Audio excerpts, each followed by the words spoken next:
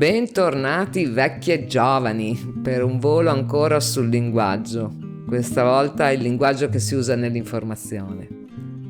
Attenzione che il volo di connessione con il rebus di oggi qui accanto è solo culinario, Allora, tra capre si ragionava su come il modo di raccontare i fatti nel momento in cui stanno avvenendo può cambiare il modo in cui vengono vissuti, giudicati e quindi fissati nella memoria, contribuendo a creare una memoria collettiva a volte anche molto lontana dalla verità.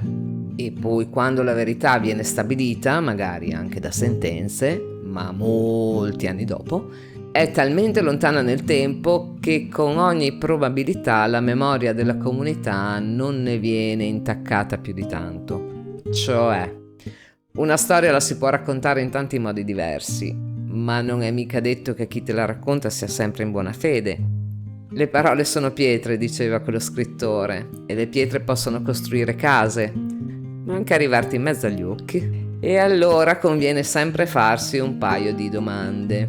Per esempio, chi racconta la notizia? Se alla fattoria il toro incorna un fattorino, è diverso se a raccontarlo è l'incornato oppure l'incornatore. Ero appena entrato nel cortile con il mio motorino per consegnare un pacco che arriva un bestione inferocito. E noi l'abbiamo visto questo poveretto ancora con il casco in testa a fronteggiare 500 kg di muscoli e corna. Come fai a non parteggiare per lui? Ma se la storia te la racconta Tito il Toro, è diversa.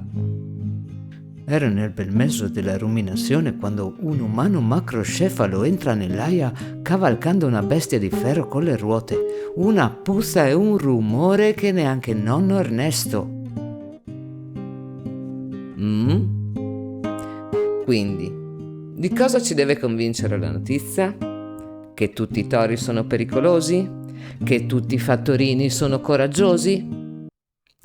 E poi, se lo diceva chi stava già in Italia 2000 anni fa, chiederci a chi giova sembra non essere mai una brutta idea. Domande pertinenti, insomma, per i fatti citati nel rebus di oggi, così come per i fatti che raggiungiamo con un volo 21 anni dopo in direzione Genova, dove la sfasatura tra quello che stava avvenendo sul posto in occasione del G8 e quello che venne raccontato ne ha lasciati disorientati parecchi.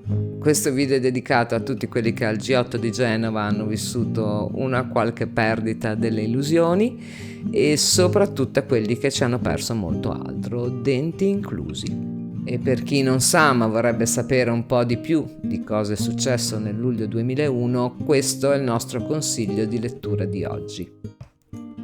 Chiudiamo sull'argomento informazione anche con una chicca di consiglio cinematografico, grazie Francesca per il contributo della regia, con questo film di Bellocchio del 72, segno che l'argomento era già sentito 50 anni fa. Ciao!